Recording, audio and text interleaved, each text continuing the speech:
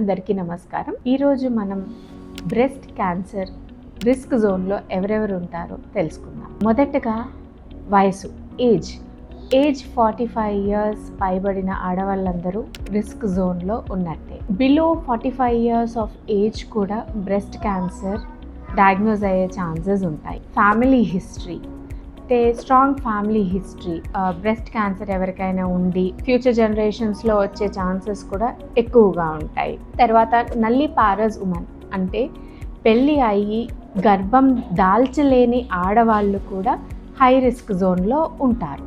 Non breast fed mothers, పెళ్ళి అయ్యి గర్భం దాల్చి పిల్లల్ని కానీ పిల్లలకి రొమ్ము పాలు ఇవ్వలేని ఆడవాళ్ళు కూడా హై రిస్క్ జోన్లో ఉంటారు. హార్మోనల్ పిల్స్ ఎక్కువగా తీసుకునే వాళ్ళల్లో కూడా బ్రెస్ట్ క్యాన్సర్ ఎక్కువగా వస్తుంది అని చెప్పొచ్చు.